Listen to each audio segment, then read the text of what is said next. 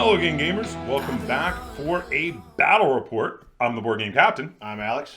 and today we're going to be playing a big game of Battletech. This is going to be a 12,000 battle value battle report in the clan invasion time period, where I will be playing a inner sphere force. Specifically, my mechs are painted up to be the first Kestrel Grenadiers of the Federated Sons under House Davion, while Alex is going to be playing my clan force that I just finished painting last night, which is the Clan Diamond Shark Rospina Galaxy, or Ironheart Galaxy.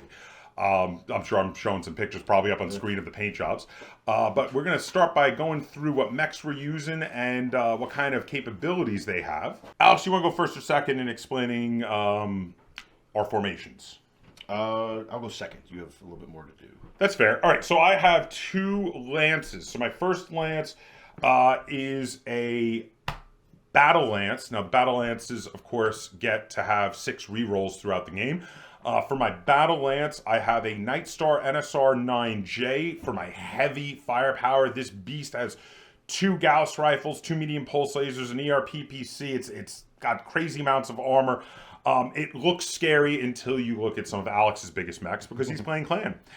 He's backed up by an Axeman, the Axeman 1N, which has, autocannon 20, large pulse laser, 3 medium lasers, of course, the hatchet. That thing is really great at getting in close and chopping down enemy mechs. Then I also have the Bushwhacker X2.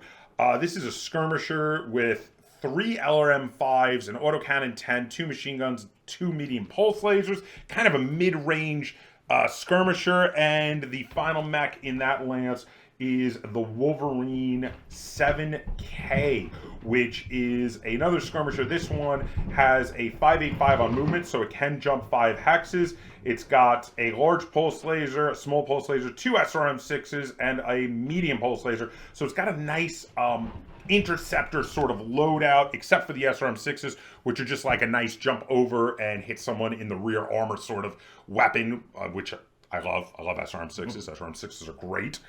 I think better than an SRM-6 in that point blank range is maybe a streak SRM-6 where they all automatically hit. They'll hit the same thing. Yeah, that'd be pretty great.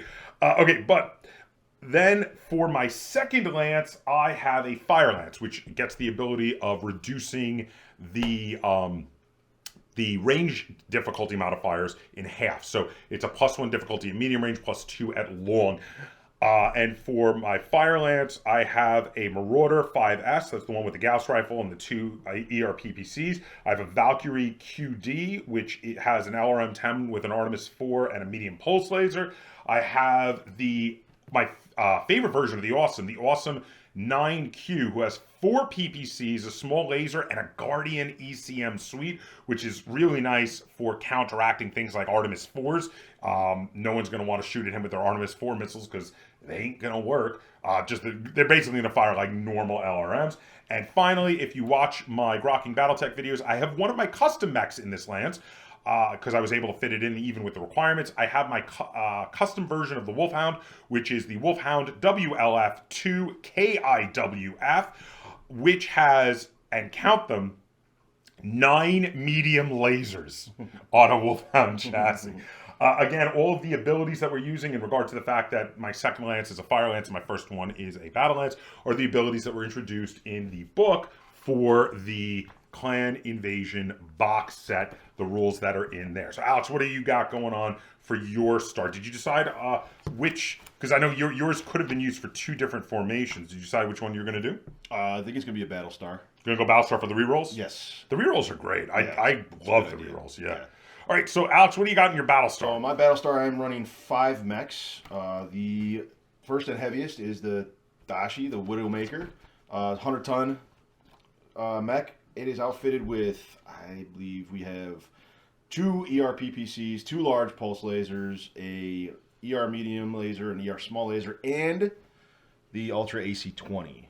The thing is brutal. It's got quite a bit of firepower, the PPCs and the AC-20. Yeah. Long range, short range with a lot of damage. Yeah. So that's my heaviest mech. Coming in next is the Gargoyle. It's the Gargoyle A. A. It's a Man of War A. Gargoyle A. This is a 80-ton mech. It's got the large pulse laser, a medium pulse laser, an ER medium, and an ER small laser, and then again 2 ER PPCs. Which those things are great. They do 15 damage a piece. Brutal. So a lot of PPCs on my first 2 mechs. The next one in size, I believe, is it's the Timberwolf. This is the Mad Cat. It has got. This is the Prime, the Mad Cat Prime. Yeah, I'm sorry, the Prime. This is the 75-ton Mad Cat. It's got. Let's see. Hold on. Let me run down these with it. We have 2 ER large lasers, 2 ER medium lasers, a medium pulse laser, 2 LRM-20s, and 2 machine guns. So yeah, a lot of guns. What was that? 9 different weapons. Yeah, on this. On the Mad Cat. Yeah. Next is the Vulture. This is the Mad Dog D. version D, and again small. It's not a small mech, but it's a heavy mech. But 60-ton mech. This has got again 2 ER medium lasers, 2 ER small lasers. It's got 2 advanced tactical missile 12s, ATM 12s. Those things are insane. Has a optional ammo loadout for the missiles. They can be either standard extended range or high explosive, and that changes both the range and the damage provided. Oh yeah. And then another 2 medium pulse lasers. So again, there's all these mechs have a lot of weaponry. That thing's got an insane amount of firepower. Right. And then my tiny little Piranha. This is a 20-ton mech. Is very fast. It walks at 9, runs at 14. It has 2 ER medium lasers, 12 machine guns, and an ER small laser, just kind of take up some space and add a little extra punch. The 12 machine guns are the big surprise in that one. When it gets in someone's rear armor with the 12 machine guns is the thing I'm going to be worried about with that. So it's got, at my smallest mech, it's still got quite a bit of firepower. Oh, yeah, yeah. So those are my 5, ranging from 20 to 100 ton. And again, that is a Battlestar, so you're going to get the 6 rerolls. Again, we buy the force building rules in the Klein Invasion book. We get to maintain those abilities as long as the particular lance or star has at least 3 units left in it. So as long as you have at least 3 units in it, you can continue to have set ability. So in the case of the Battlestar, where it has 6 rerolls, if you use 3 of them and then drop down to only 2 mechs, you're going to lose the other 3. Correct. So yeah, but that's basically it for that. So now let's have a look at our chosen mech warriors. Okay, so I had set the time period and point value for this particular game, so I let Alex pick the point value for the mech warrior that we will be using for each side. So Alex decided to go with 3 cost mech warriors, and which mech warrior did you choose, and which of your mechs are they going to be piloting? This mech warrior is Hattie. Hattie is going to be piloting my Dashi, clearly. For 2 reasons. It's the most durable of my mechs. Yes. And her special ability is Sniper, which reduces range to hit modifiers by half for that's a good for ability. medium, long, and extreme. I have that for one of my lances actually because of the lance ability, but that's a fantastic ability. And then on this mech, that's going to be extremely important because everything I have has got long range except for the 1 ERM small laser. No, the ultra autocannon is fairly short range too. Its longest range isn't very far. Right, it's 12, but you know what I mean though. It's not a long range weapon. That's a short range weapon. Right. But all your other stuff, like you've got a lot of ER PPCs. It's gonna be pretty impressive, I think. So my mech warrior I did for 3 battle value is Rudolph Shakov. He's got a 3 gunnery, 5 piloting. I'm going to be putting him in my Night Star, and he has Tactical Genius, which means I get to re-roll my initiative once each turn, as long as he's still alive. I'm hoping that means I'm going to force Alex to do some moving before me during this game. But you know what? Without any further ado, I think we're going to head right over, and we're going to start playing this game, and we'll see how this all works out. All right? Let's do this. All right. Okay, so here you can see us doing turn one. We start moving everything up. There was some running, but actually some walking because of how fast Alex's clan mechs were moving towards the center of the table. There were some spots where we actually felt like we could walk and still get shots. On the bottom of the board, you could see closest to the camera that the Piranha and the Wolverine had started a little bit off camera, but then they moved inward. I fell for it when Alex put his Piranha all the way on the left flank of his, and I went there with the Wolverine. The Wolverine really wasn't able to keep up with it and managed to take him out of the fight for a couple of turns. But, you know, the rest of the mechs are moving up and firing, and this turn I did a lot of concentrated firing on the Gargoyle. It was in the center of the board there, and it moved up pretty far. The Gargoyle and the Timberwolf both moved fairly close to the center of the field. I was able to concentrate fire with most of my mechs, except for the Wolverine and the Wolfhound, basically, on the Gargoyle, and I was hoping for some lucky shots to bring it down. But you know what? I just wasn't able to find those. I did do a fair amount of armor damage, but not even really much internal structure damage. Alex's shots were much more spread out. He did a little damage here and there to a bunch of my mechs. We're going to show the mech sheets in a minute so you can see. But you can see us filling in the sheets as we were making our shots and doing the damage. Alex mainly on his Gargoyle because that's where I was concentrating fire. Here you can see it's mostly armor damage this round, taken on a bunch of the different mechs. My Awesome, my Axeman. Also here, the Gargoyle took a lot of damage on one of its arms, but not really in the internal structure. No crits, nothing major. Now round two, everything's walking at this point. Very few things are running except for maybe the Piranha, who never stops running, and the Wolfhound, who also never stops running.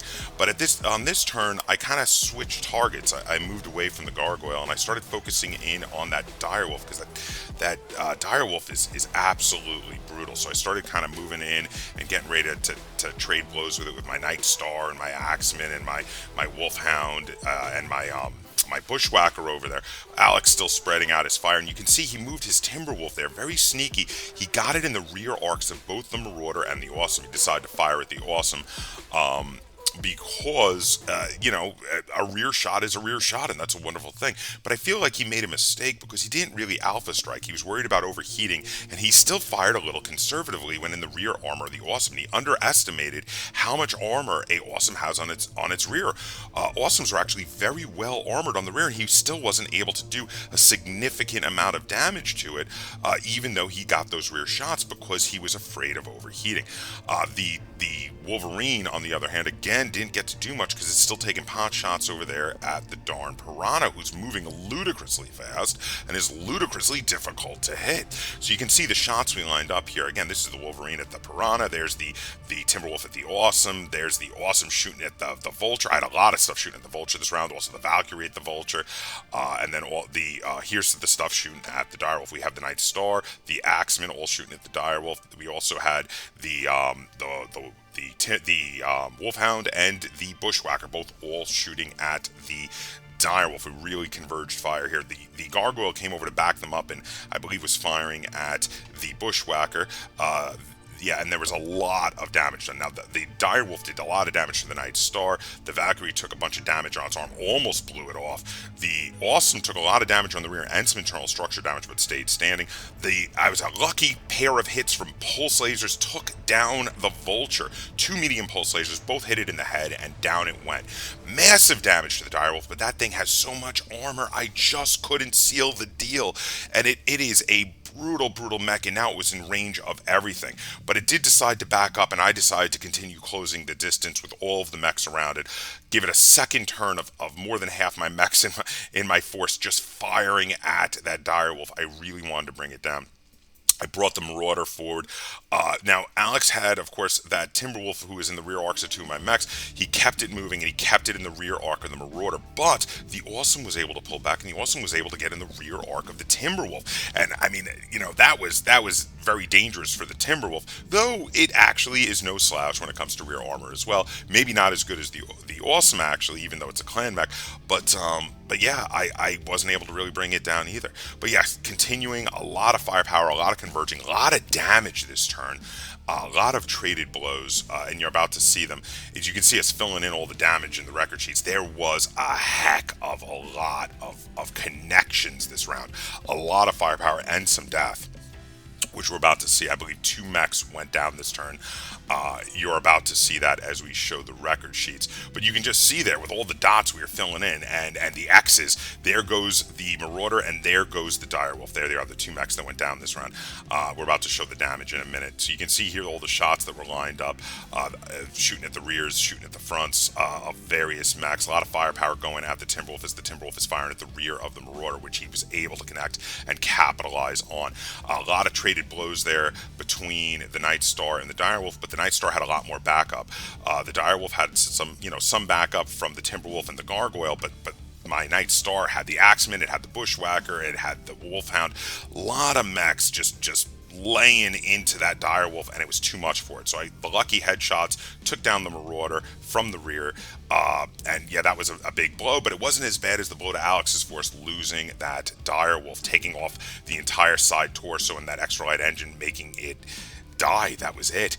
That was a really big blow to Alex's force. It was the most expensive battle value wise mech on the field, and that was a huge blow to Alex's force. I was perfectly willing to trade the Marauder for a Direwolf. So in the next round, we continue to close in.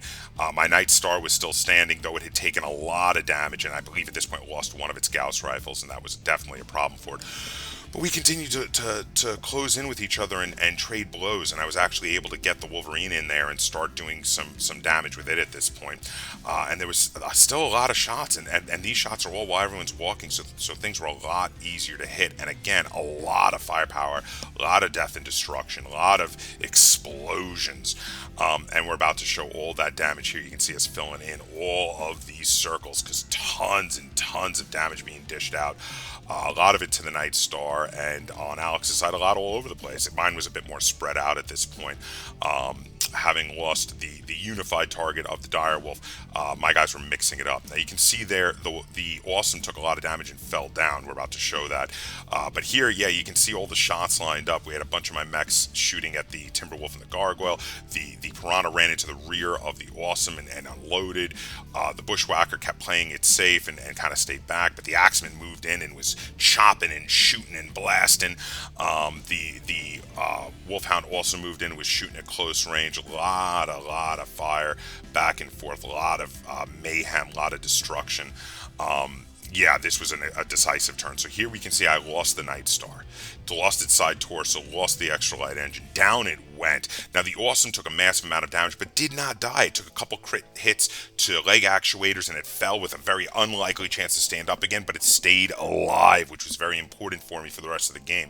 The Wolverine started taking some damage. The Axeman lost an arm, but stayed alive. He lost his autocannon 20, but stayed alive. The Piranha lost an arm, but was still mostly functional. The Timberwolf lost an arm, reducing its effectiveness, but still mostly functional. The Gargoyle took some hits, but was really fine.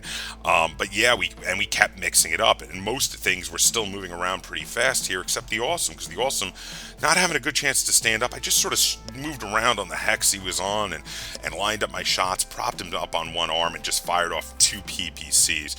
And at this point, Alex pulled away from the Awesome, hoping to reduce my ability to hit my targets, but it didn't really work out. I was still able to take pot shots with 2 PPCs for the last couple of turns of this game with the Awesome, and he pulled back, but had the other mechs closing in on his remaining 3 mechs here, which, even though they were decent mechs, with having taken the bunch of damage on the Timberwolf and the bit of damage on the Piranha, he really felt like he was fighting an uphill battle at this point, and we decided just to do, a little bit more of the game before deciding, but he was kind of starting to feel like he had lost it here. So here you can see the Awesome taking its pot shots and the other mechs closing in. There you can see that unfortunately, the Wolfhound had overheated and then fallen down and then was getting unloaded on there. After it was shot up, it fell down and was a sitting duck, shut down and on the ground, and the Timberwolf decided to kick him, and with a lucky kick got him in the head.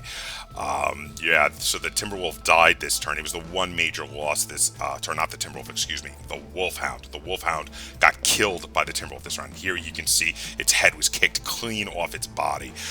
Moving along, some more damage on the other mechs, but really the only major casualty this round was the Wolfhound, dead by the Timberwolf. The Timberwolf took some more damage, but was still moving around. The Gargoyle just his hits were all over the place. I just couldn't really bring him down.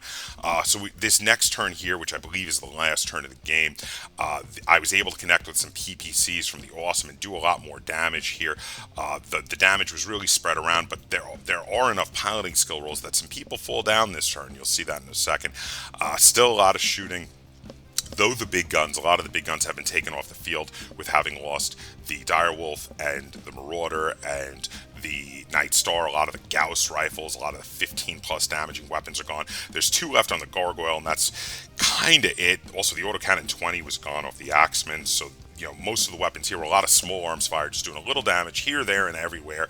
But this was the round we decided to call it, and it was because after all this unloading and damage, the Timberwolf fell down and took a lot more damage, and it probably would have been able to stand up, but it wasn't going to be able to move very fast, and the writing was on the wall. The Timberwolf was going to die if we played one more turn, and really on my side, I didn't take a lot of significant damage on my mechs this turn, so Alex decided to call it and surrender for this game. So let's go to the sum up. Okay, so we just finished playing our game of Battletech. This was a big game. Very big game. 12,000 battle value, but this was crazy good. I really enjoyed this. We did like a ludicrous amount of fighting back and forth. Yeah. Most of the damage was in like the first half. We kept trading damage, but after the first half, it just was like BB guns. Well, because we off each other. We killed each other's main the big mechs early. Yeah. I guess early-ish. Yeah, it was yeah, and then it was a little slower in the second half, but then but it was really good. Like I really enjoyed it. There was a lot of mechs fighting, a lot of damage. It was definitely a good time, and I wound up winning. So like there was a point where we thought I was going to win, and then it was like, but maybe not. Like you swung back, and then like I managed to come in for the kill, and I think that final round, jumping in behind you, and doing a bunch of damage to the Mad Cat was pretty decisive. I felt good when I got behind you in that second round, and then you sniped my Vulture. Yeah. From like halfway across the table. And hit him twice in the head with like in the same pulse lasers. It was really weird. But then I managed to take down your Daishi and the Direwolf, and I was like, wow. Yeah. I was like, I'm still in this. This is I'm definitely got a chance to win this. And then it was good. It was back and forth, and it was kind of cool. Yeah, so that was great. There you have it. If you have any questions, comments, or concerns on this video, feel free to put it in the comments down below. And if you enjoyed this battle report and you'd like to see us do more like it, be sure to give it a like, share it on all forms of social media, and if you haven't already, please subscribe to the Board Game Captain. That's Captain spelled with a K on YouTube. And until next time, game on.